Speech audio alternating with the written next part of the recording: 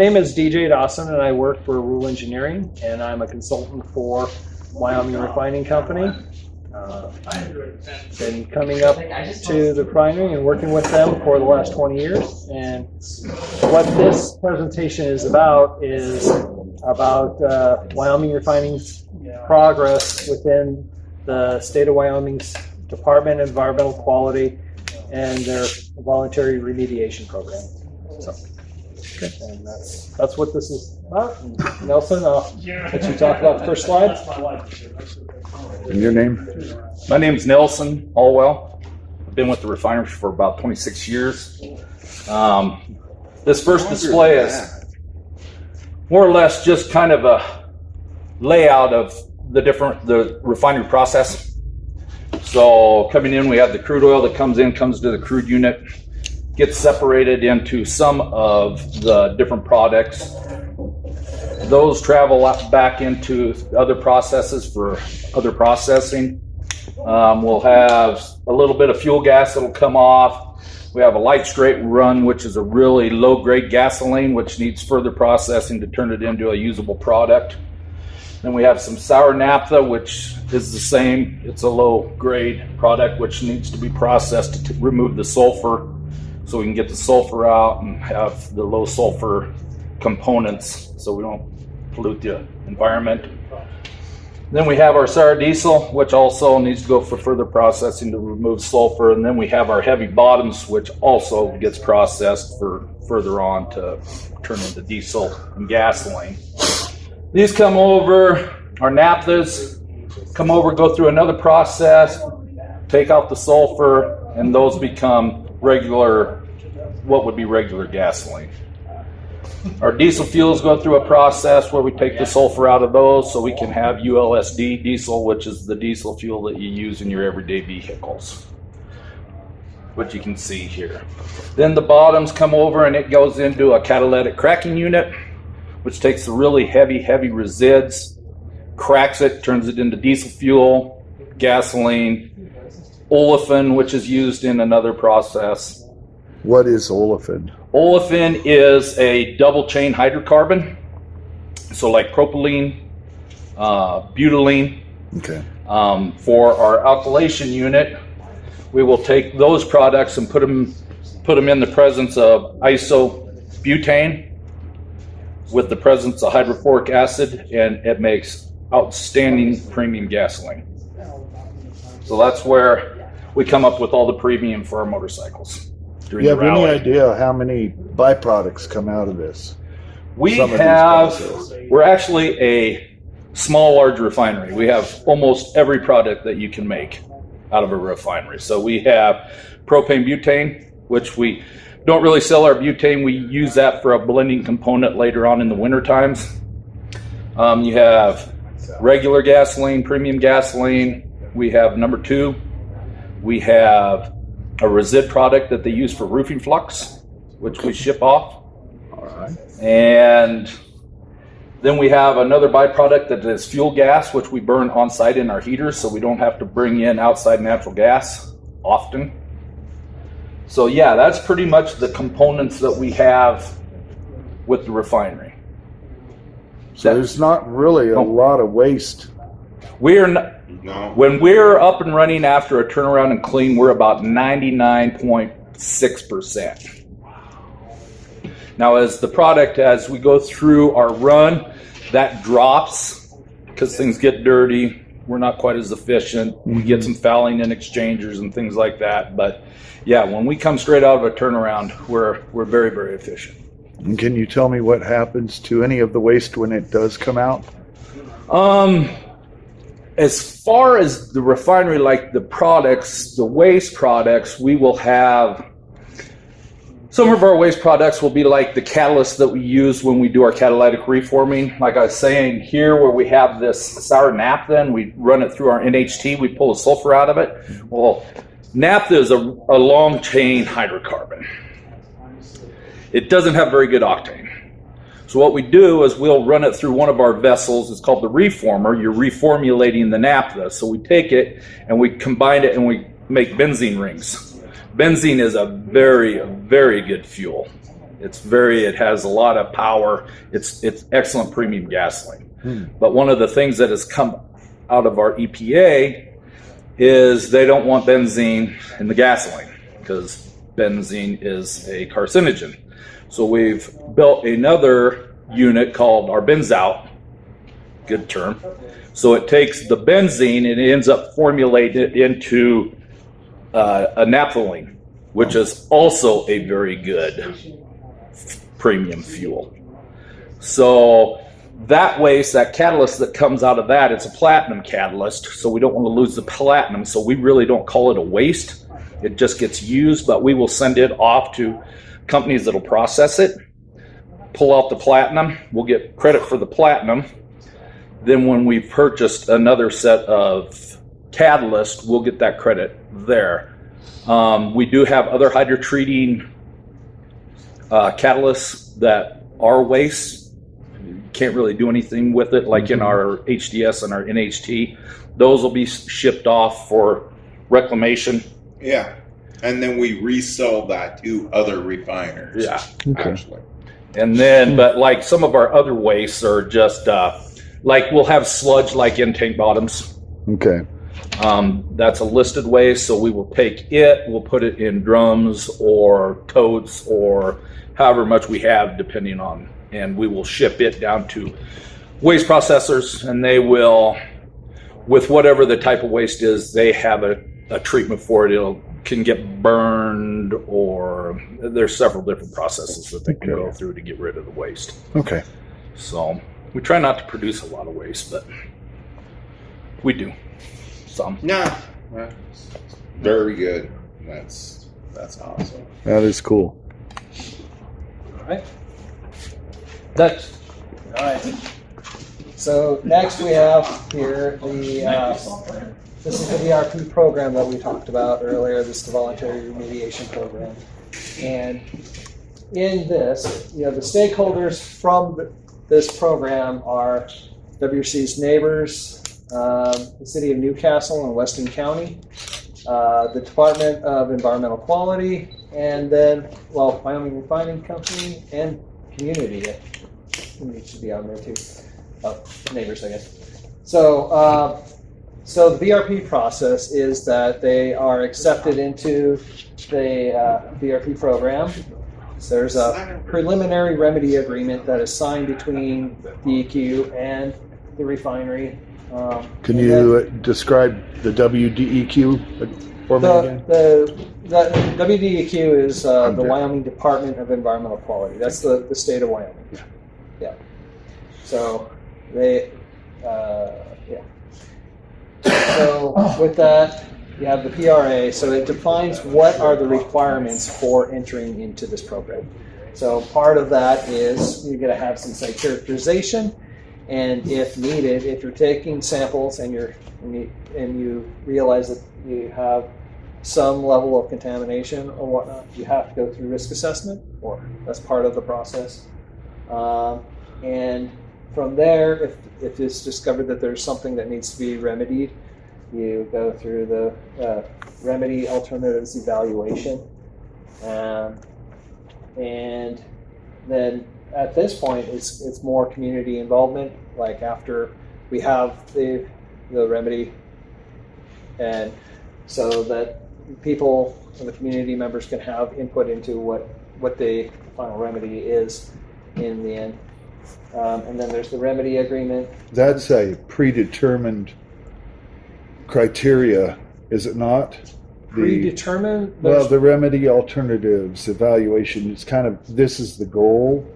Well, your goal is that you need to reduce the risk, whether it be the risk to the ecology or the human health, because the risk assessment is broken into human health and the ecological receptors. Okay. So people, so residents or industrial workers or the fish or bugs, bunnies. And so all of that goes into the remedy alternatives evaluation. Okay. And then you have the remedy agreement, the part of the mechanism for the remedy agreement is financial assurance. So it says that the refinery has to set aside money to complete the remedy. So, and then we have the remedy implementation. So, And DJ, that's part of the UCA though too, right? Where Well- we're going to have financial assurance for the use control areas no, there. not through the. I'm there's just no- trying. yeah. Okay, go The ahead. financial assurance is really for your remedies, and the use control area where, Oh, we haven't gotten there. we haven't got to the Okay. use control area. Here you go. It's down So here. sorry, jumping the gun. I'm just trying to Yeah. speak from the public's Yeah, yeah. perspective. Yeah. So the community involvement is, we have documents for review in the public library. So all of the documents That's that we good have. to know. And, if there's any interested parties, the communication. So we have, like, for public hearings and stuff like that, we have to send out notices to the public, and we publish it in the newsletter journal, and the adjacent to landowners, we send them a letter informing them of what's going on. We put on public meetings such as this right here, and one of the processes that we had to go through was getting a use control area. So what that does is it puts a deed restriction on the property so that it maintains the usage of the property into, for future landowners as well. So, Okay.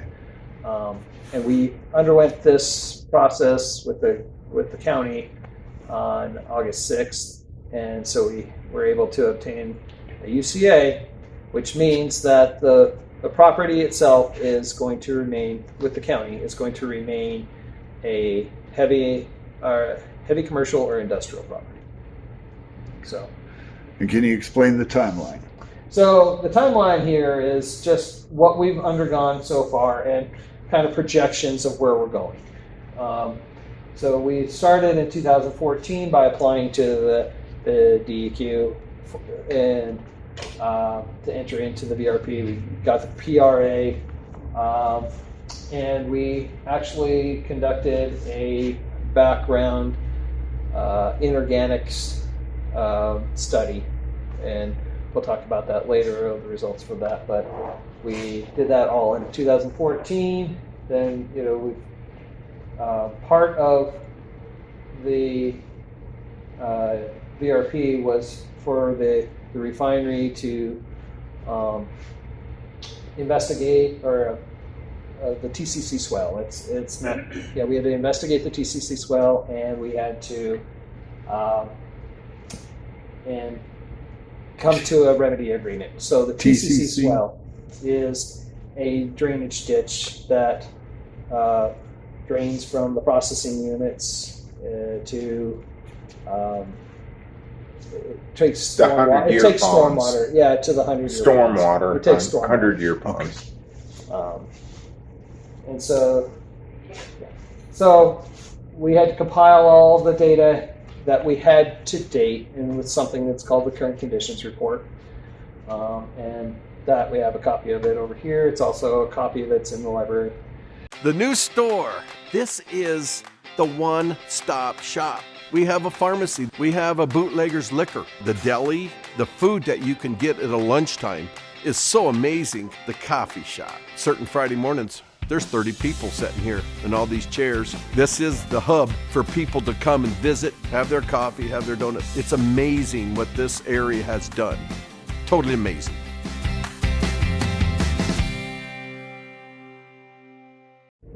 So we had to compile all the data that we had to date, and with something that's called the current conditions report. And that we have a copy of it over here. It's also a copy of it's in the library. This has the data up until 2015, I think. And And every year we put out an annual report which updates the data from the previous year. So it's smaller, but it's got the incremental steps from the investigations that we've done throughout the year. Okay.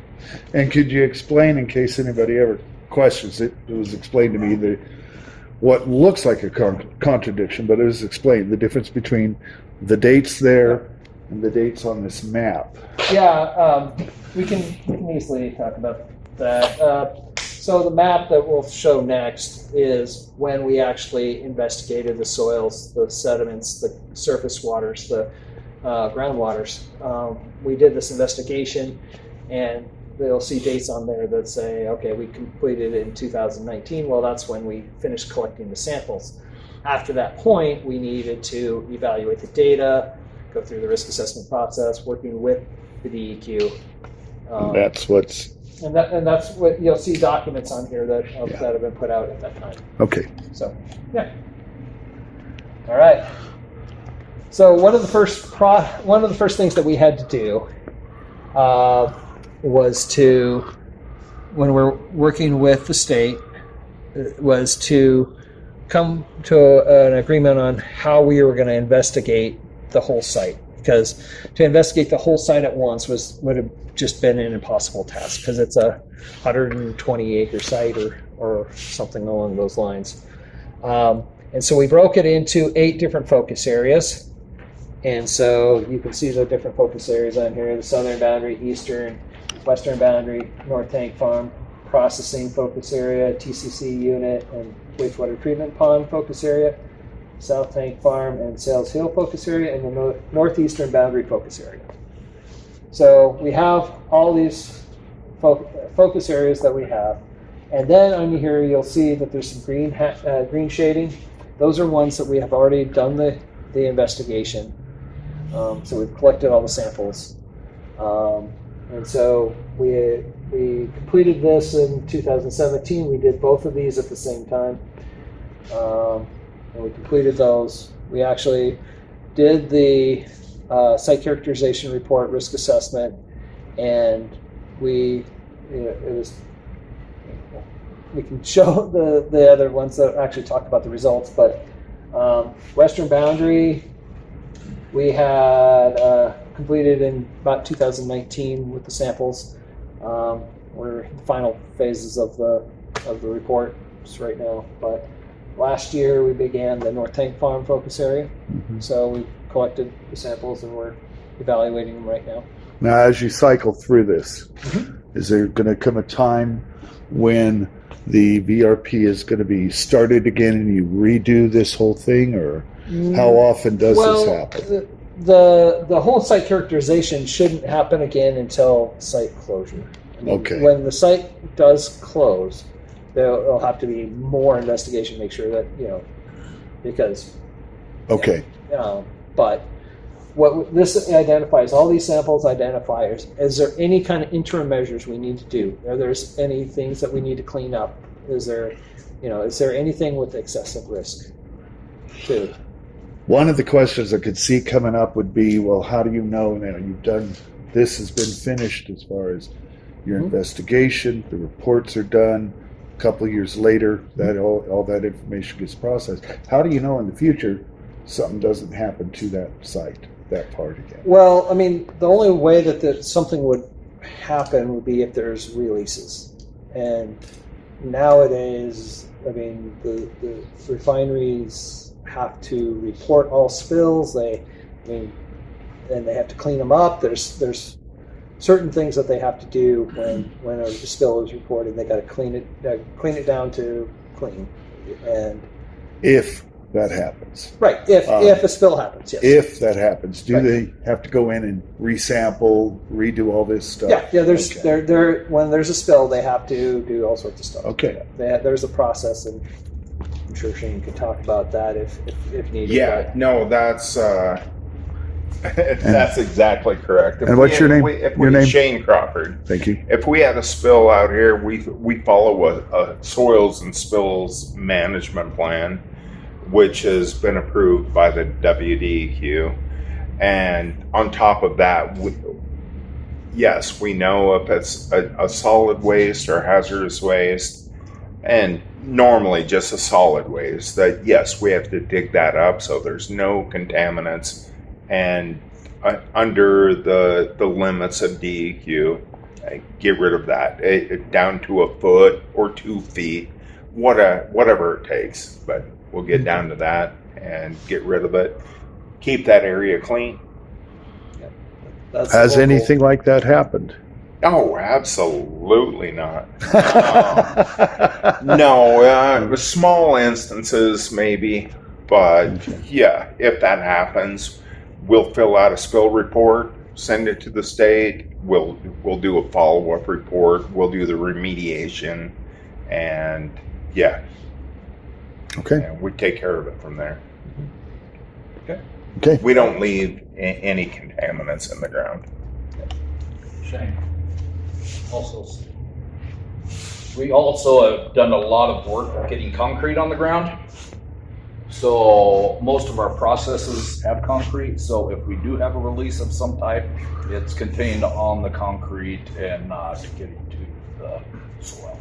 It doesn't hit the soil. Okay. That's good to know. So one of the first things that Wyoming Refining did upon entering the VRP is to investigate the TCC unit, so the thermophore catalytic cracking unit. There's a drainage swell, which is basically a stormwater ditch from the process units to the 100-year ponds. And in that, this actually comes out of a consent decree that was filed with the DEQ. Actually, so this right here is the definition of the hazardous waste that's defined in that consent decree. Yes. So it is a listed waste. It's not, what we found is that it's not a characteristic waste. There's actually the contamination in that dirt is very, very, very low. Minimal. Yeah, so it's very low.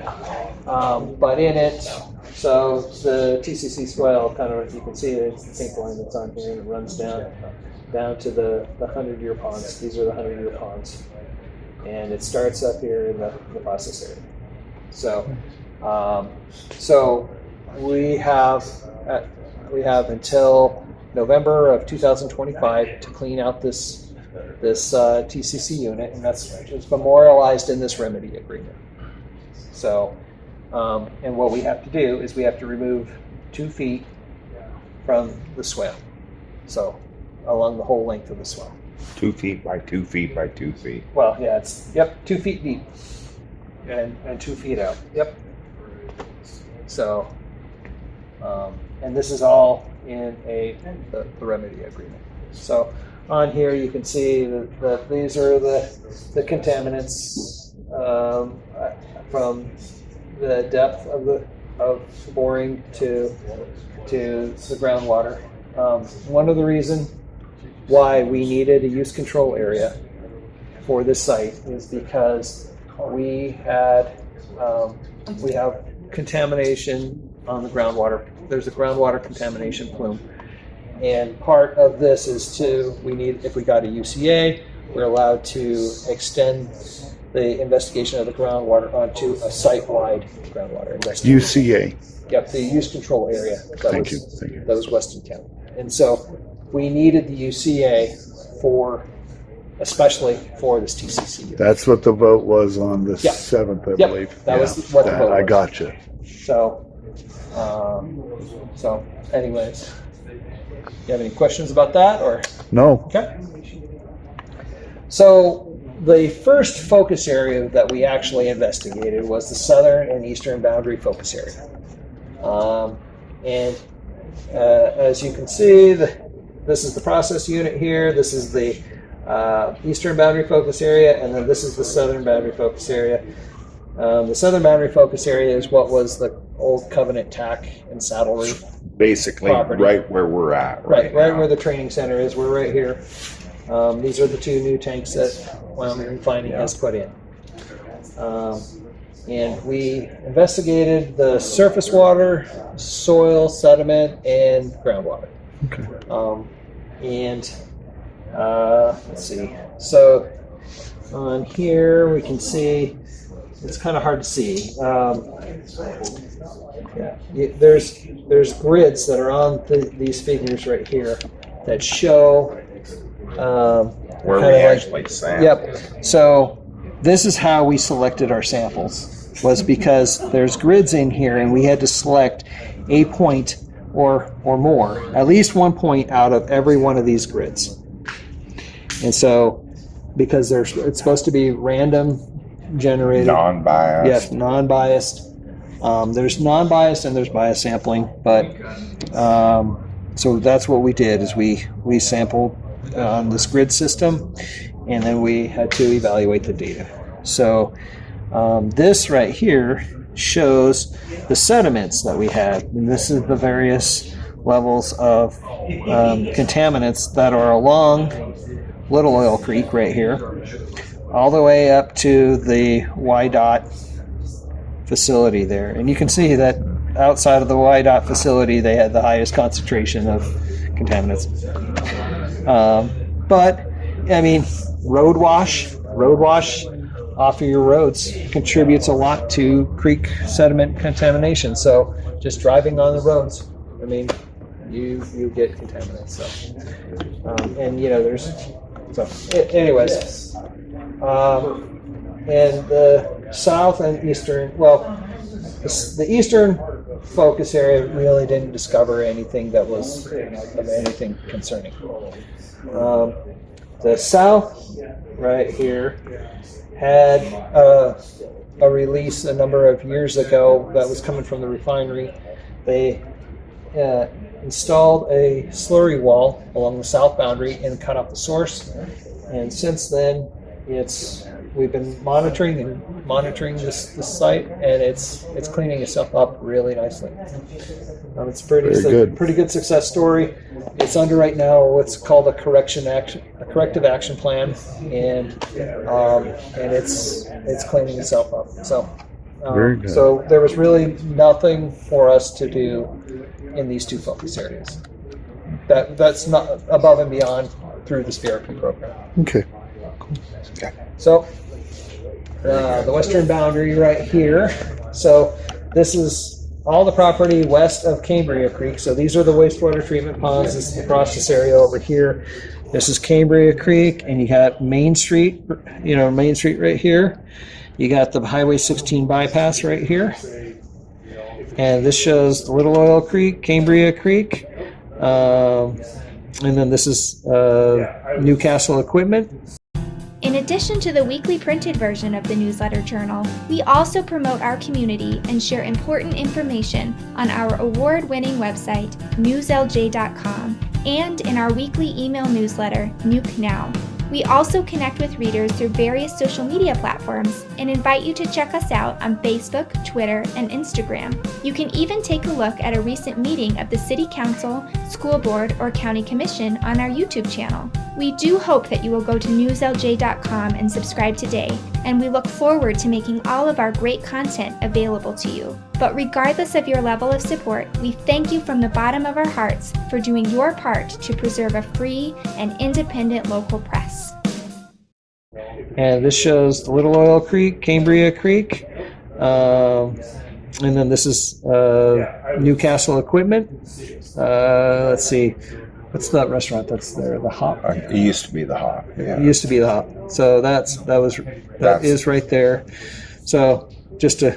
It's outside of our focus area. Right. It's outside of the focus area. You can see that it's outside, but anyways, so The yellow line with the black dot. Yeah. Yes. Yes. Yep.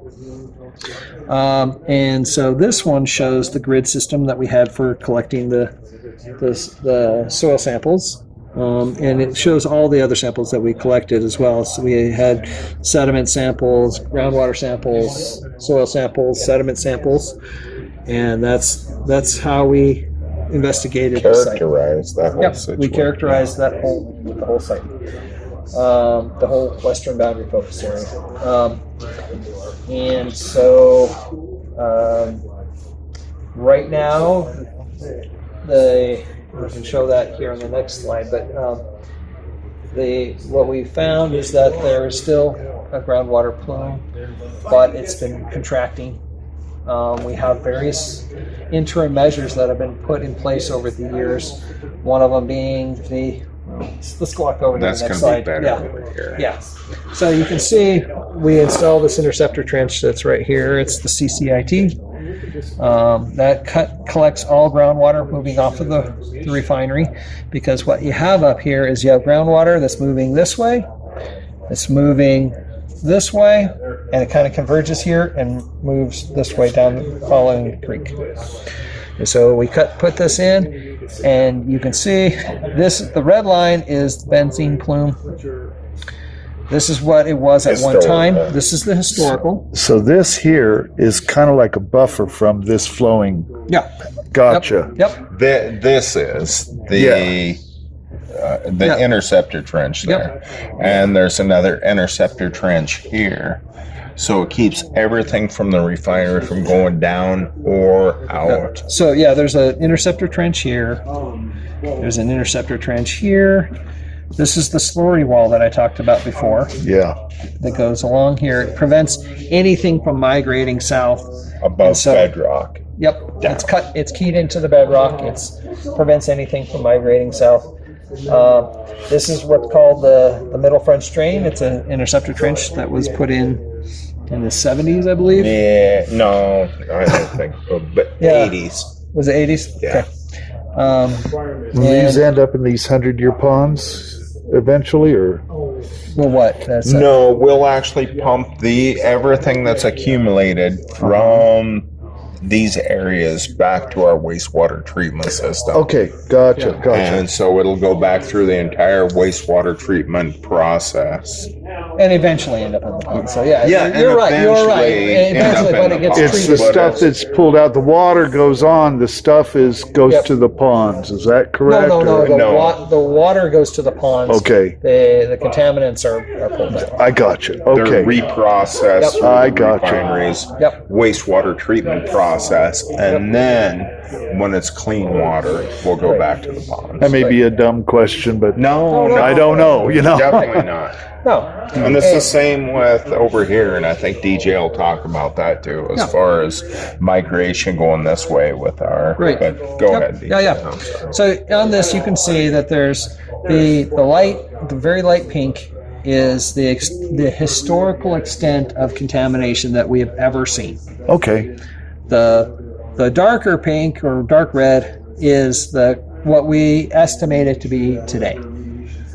And that's benzene, and that's above the 5 parts per billion Okay. level of for groundwater. So you have these on here, and then you can see on here that there's a gray, and there's a fainter dotted gray line. This shows where LNAPL or fully basically Light product. It's like product was at one time that we've actually detected it. Doesn't matter how minuscule it was. At one point, it actually has been detected. like oil or gasoline. Gotcha. Yep. So, and so you can see that this is also the plume has shrunk. And so that's up here, that's over here. We used to have oil over here, but we haven't seen oil in the western boundary in probably 10 or 15 years. Something I've noticed. One question. Yep. This pink line here, behind Woody's Oh, Food Center. that's not that's actually like a fence line, or I don't know. Okay. That's a fence line. Okay. Sorry. So here is the boundaries. It's a red. Yeah. Here's your exterior boundaries of your contaminants, Yep. and they have all been within The boundary of the boundary refinery. of the refinery itself. Oh, yeah. Nothing has ever crept There's out nothing. beyond there into the surrounding neighborhoods and stuff like that. We have had no evidence of stuff into the surroundings. Okay. And actually, just for instance, over in here where it's closer to the public, it's shrunken in over the years. We're Right. pulling everything in. Where's the baseball field? Right here. Right up there. Okay. What is this area right here? So those are houses, and this is, I don't know. It's like First Avenue. This is going up Second, and this goes on to First Avenue. Okay, here. so this is the closest I see that it's gotten, Is right, and it's still right to the west or east of our lab building. okay. So one thing to note of that is that the contamination flows this way. It's Okay. flowing towards the creek. It's not flowing this way. It's flowing towards the creek. Towards the creek and But- the refinery. But what we have here is we So have the an topography really was in play when this whole thing was planned out. No, that's just how It just- got. it just- yeah, It's they just got lucky. Lucky? Wow. Yep. So Because that is kind of impressive. Well, everything flows to a creek, you know, and that's why the creek is there. right, it's So- the lowest point, and that's why things tend to flow towards creeks. And you guys just, it happened to be built this Yeah. area. Yeah. Wow, Well, that's when they put it amazing. in, it's a way of getting rid of their wastewater. When they were originally designing the it. day. Yeah, back in the day. Okay. Like I said, because the flow is this way, under an administrative order and consent, the refinery implemented this. It's called the IT 151. It's an interceptor trench. So it collects groundwater that is coming off of this tank farm. So it prevents groundwater from migrating beyond it. That is cool. And no, this was the old refinery in this area Yep. in the 1930s. So, Wyoming So Refining. it's shifted quite a bit here. yeah. Wow. and who knows what they put in the 30s or Yeah. what they Right. dropped in the ground. Yep. But so anyway, so that's what this shows. Is it shows what we know to date. So like this doesn't have the North Tank Farm focus area data in here yet because we're still evaluating it. So that's where we're at right now. So when we fully evaluate the data for the North Tank Farm, we'll put that in here as well. And Okay. yeah. Okay. But yeah. Very So, good. And then finally, this is one of the first things we did, but it just happens to be on the same slide as our path forward. So one of the things we did is we had a background metals investigation. So it was the inorganics, the metals. And so we did samples that are all around Newcastle. And it shows, and then we had to run statistics on it to evaluate what the various metals are that are naturally occurring in the formations below us. And so you can see that there's some higher level of certain metals. Outside of the refinery. Right, yeah, this isn't influence from the refinery because we took it below grade. What's normal, natural, this Because- is what's here yeah, in the you're- land. Yeah. Your pure shale exactly. has its own heavy metal concentrations that are naturally occurring. Okay. So then this is also our path forward in the BRP. We're doing the North Tank Farm focus area, and then we'll be continuing on with the other focus areas once we complete that. Okay. So that's what we got here at the training center. Good job. Yeah, thank you. Any closing statements you'd like to tell the public? I don't, Shane. I guess if they have any questions, they can email myself, Shane Crawford, or Mike Baldwin, Wyatt Volker down at the refinery. Okay. Yeah, I don't know if I need to put on my email address right now. I'll get that and I'll just put that in as a title. And if they have any questions at all, please get a hold of me. And if I can't answer them, I will certainly send those off to the people that can. Okay. But we have some really good people working with us, and we're in collaboration with the state right now, and they're on board. So, yeah, I feel good about cleaning up the area, and it's great. I'm a Newcastle kid. I want to keep cleaning up this area. So, let me know if you have any questions. Okay. All right. Thank you very much. Yep, Yeah. you're welcome.